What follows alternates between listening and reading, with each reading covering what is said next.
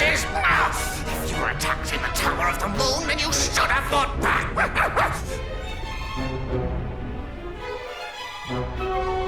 Now you're here, you might as well make yourself useful. Bring me that which I desire, post haste! Do I make myself clear? Crystal!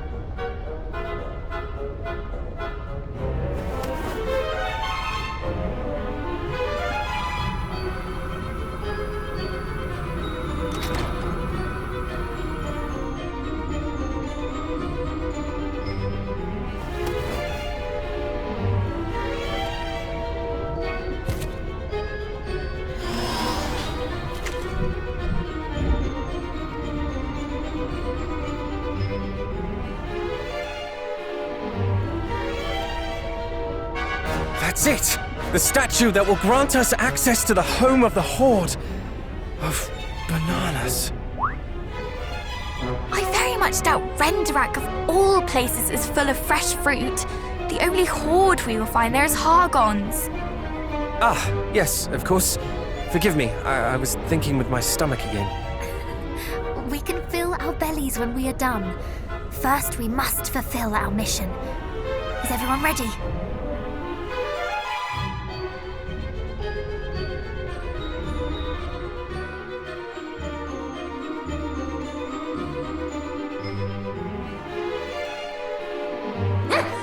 Guests! Imbeciles! I said to make their minds as children, not their bodies! My lord, these are the infidels who attacked us in the tower.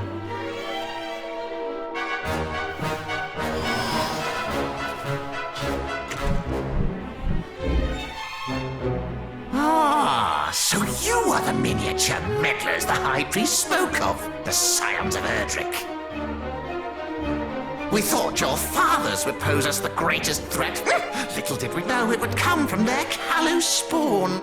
Underestimating you is the only mistake the High Priest has yet made. Tell me, were you involved in the attack on Moonbrook? Please, no. That was Beale's handiwork. Swear on your life. Fine, I swear. We champions each have our own part to play. Mine is to spread the word of the children and leave no good soul unturned.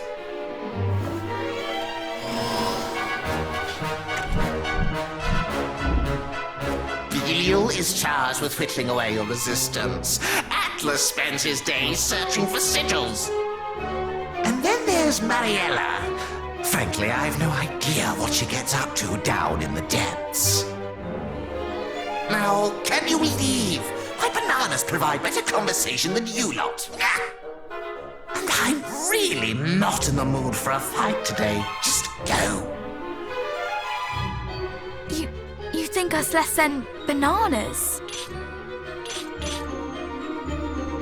I think you are intelligent enough to know when you are outmatched.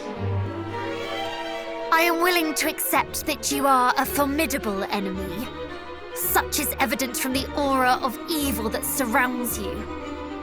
But we do not fear you.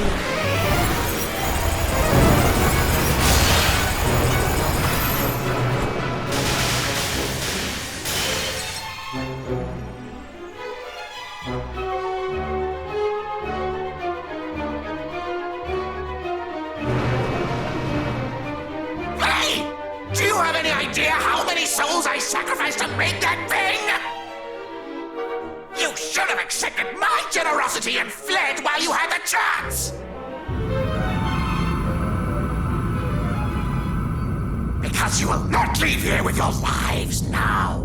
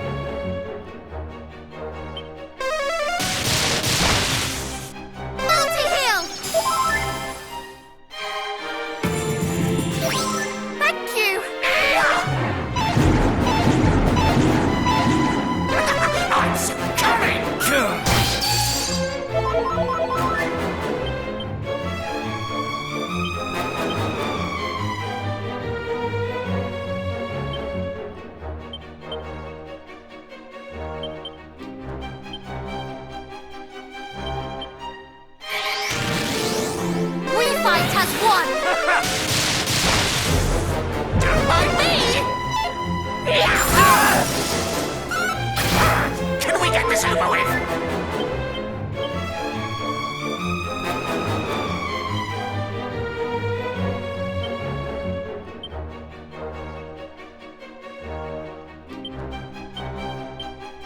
How's that? Wait for me! You're mine! Be careful! I'm in your debt.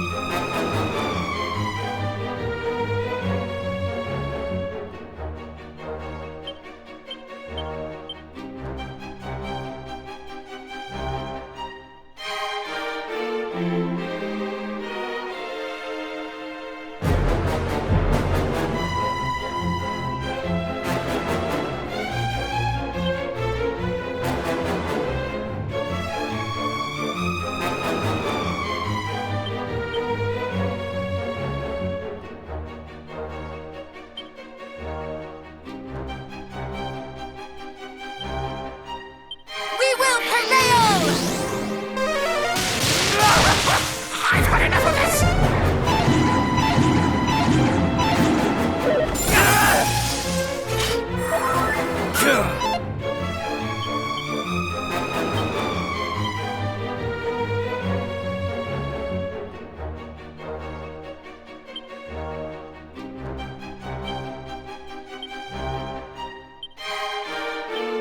How's that? You're mine!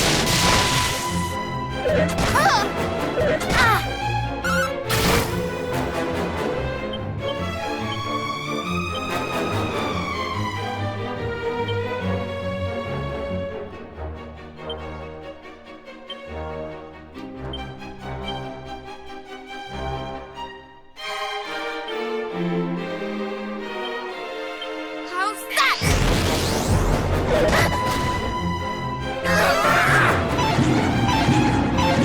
Omni heal!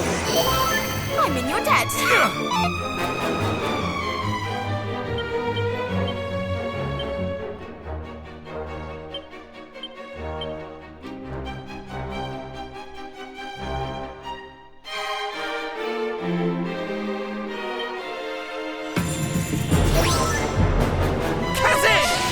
I shall return this. I'm succumbing! All right! All right!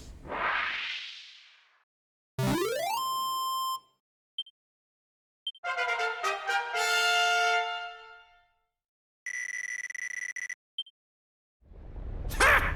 Not bad. But then again, that last banana was a little on the flavourless side. I'll have to lay some tastier ones in stock before next time. There will be no next time. Oh, really? Bah! Curses! Not a single one of these rogues values those who serve them. They're despicable indeed. Please spare me!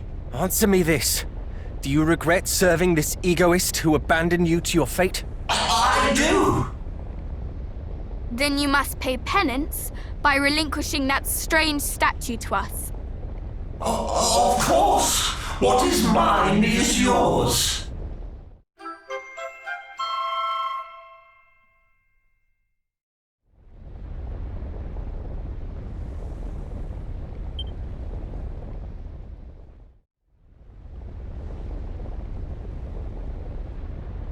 Hurrah! Not only did we crack the crystal and save the people a sluice, but we have the key to Hargon's domain too. Indeed.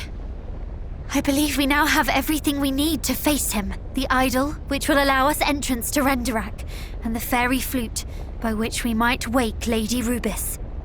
The end is in sight! Let us make for the fairy's palace.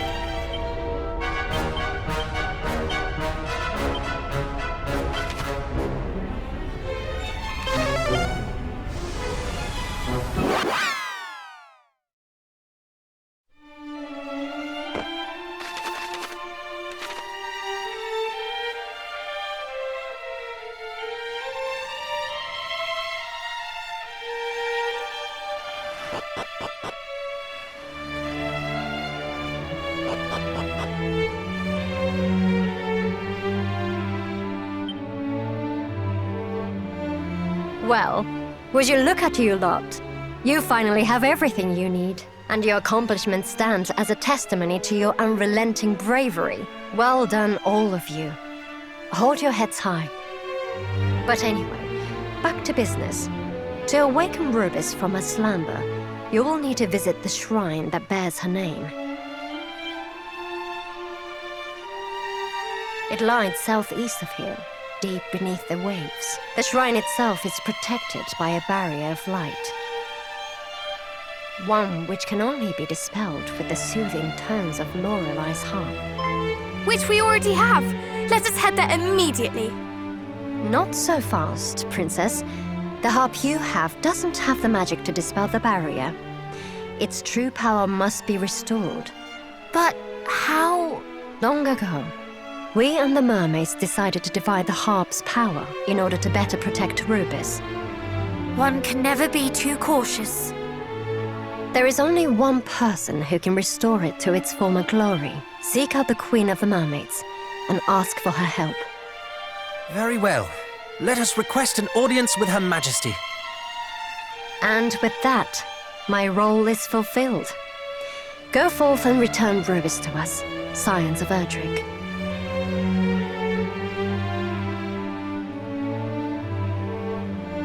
The fate of the realm is in your hands now, and I can't think of anyone else's I'd rather see it in.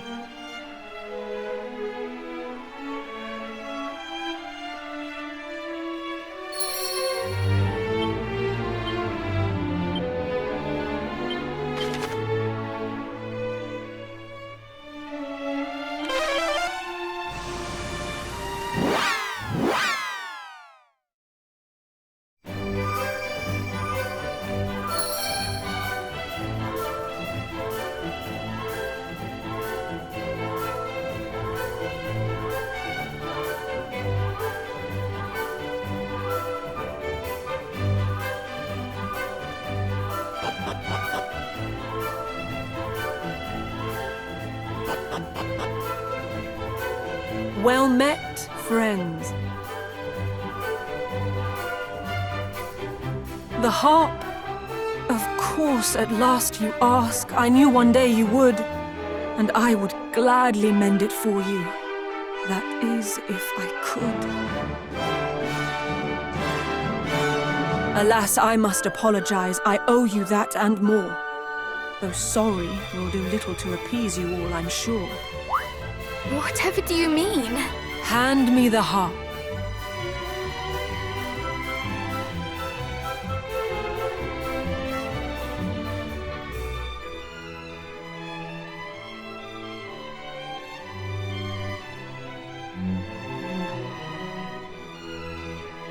Look closely.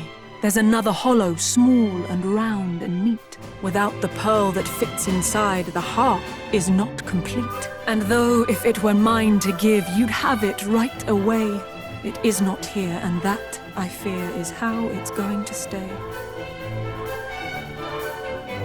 The other pearl, we acquired it on the surface, did we not? You did, though you should not have done. Their rightful place is here. Or was, until my mother's time. Such inauspicious years. We kept them safe, that one day when the human hero came, the blessed Lady Rubis might be called upon again. But then a silly mermaid girl, a fool by any measure, forsook those priceless pearls of ours, and thus we lost our treasure. She... What happened, if I might ask? How long must it have been now?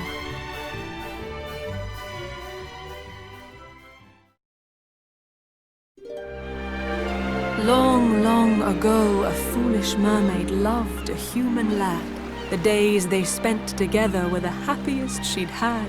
To love and be loved in return was new and warm and good. For him she would have done just about anything she could. And so when he did ask of her to prove her love by taking her kind's most precious jewels, her choice was not long in the making. She crept into the royal chambers down there deep below, and took the precious pearls she found there right back to her bow. She made of them 2 earrings, one each for him and her, and proudly fastened hers in place, her true love to aver. She did not think a moment on the purpose of the pearls, but blindly made a gift of them, that silliest of girls. As time wore on, her lover came to see her less and less. And so she went to where he lived, urged on by loneliness. And that was when she saw it. He and his father, merchants both, did conspire to take her and her sister's prisoner, a spectacle to make. The thought that he might not be true had never crossed her mind.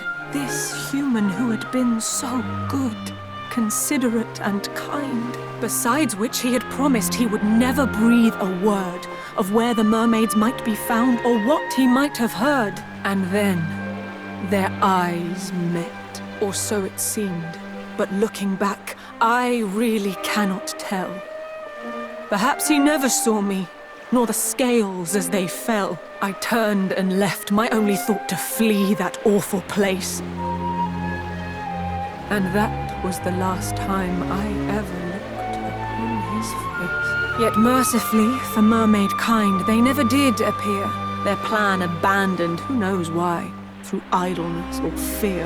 And though the wrongs he did me ache, and will forevermore, yet still I surface now and then to scan the rocky shore. In doing so, one day a shipwrecked sailor I did spy, my every sense a-screaming at the sight that met my eye. And though I thought to leave him there and let fate take its course, I could not bear the thought of it, the sorrow, the remorse. I dragged the man ashore and placed into his senseless hand that pearl, the sister pearl of which had long since gone to land.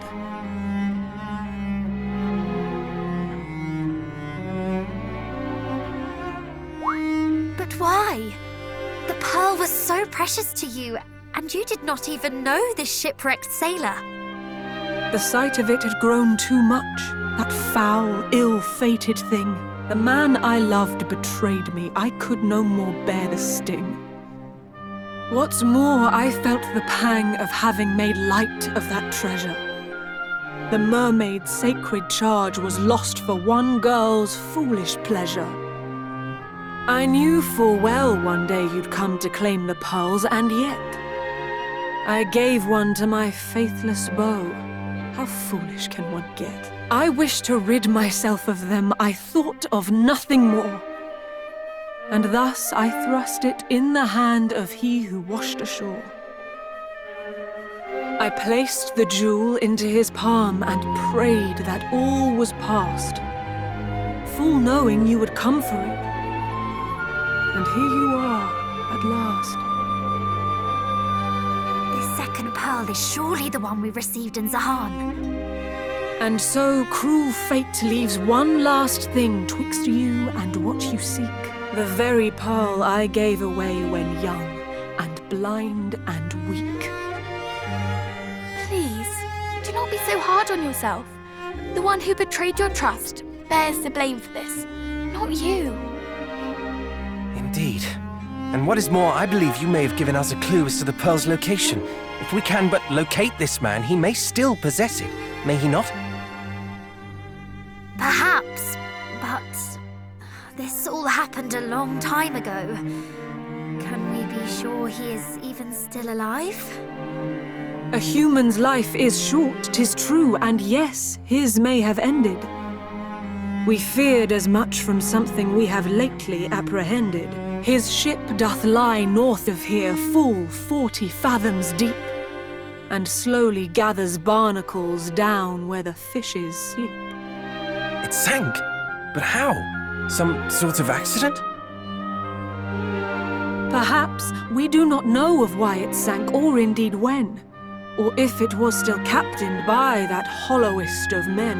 But it was his, and so the pearl might yet be there aboard. And so, thinking to search for it, I made to go abroad. But there were so many monsters, I lie. It was not fiends that stopped me leaving on my quest, but fear of what the sight of it might stir within my chest. 'Twas on that ship he came to me the day that we first met. I hate him so, I cannot bear to see his boat. And yet... We understand. We will go in your stead. I do not doubt that it is as dangerous there as you say, and we would not see you risk more than you already have.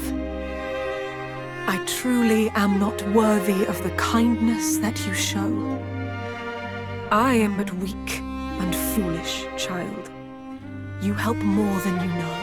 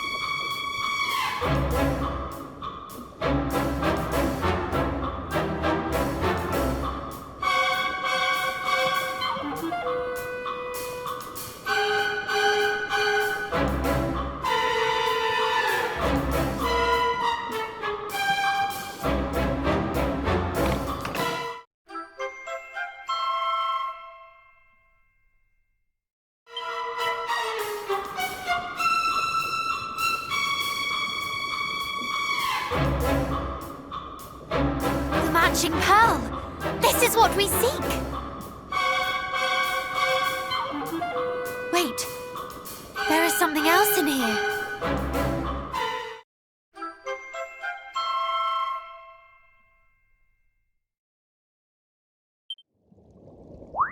A letter? Well, what does it say? If all goeth well, this boat will be below the brine ere long. May this letter find its way to thee once we are safely tucked beneath the waves. I beg thy forgiveness for deceiving thee so. I cannot deny that when we first met, my advances towards thee were spurred by a lust for coin.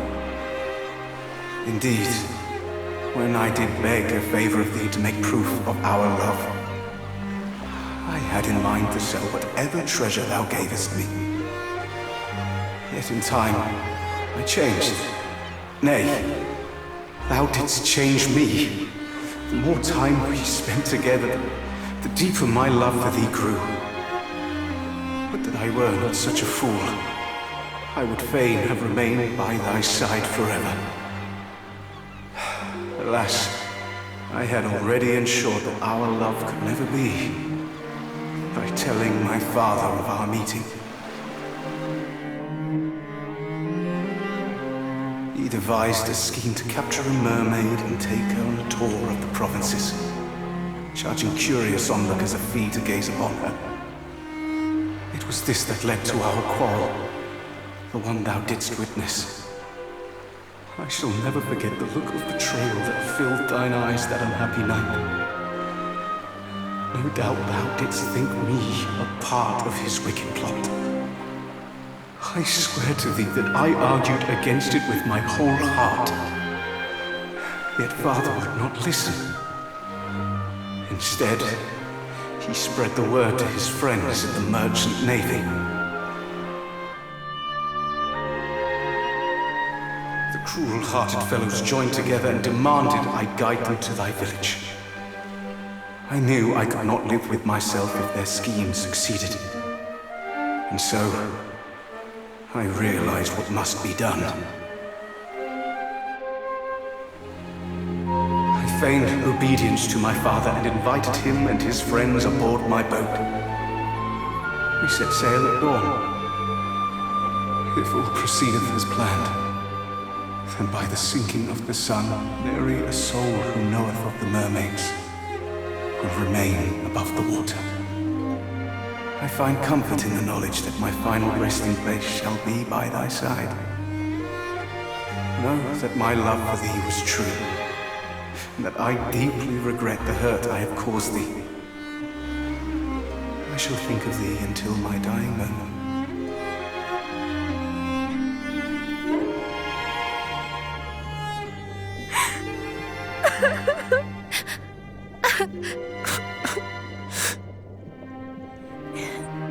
He loved her.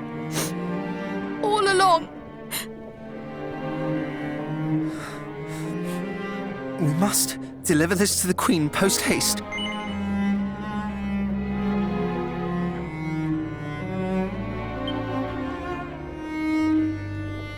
Let us return to her palace.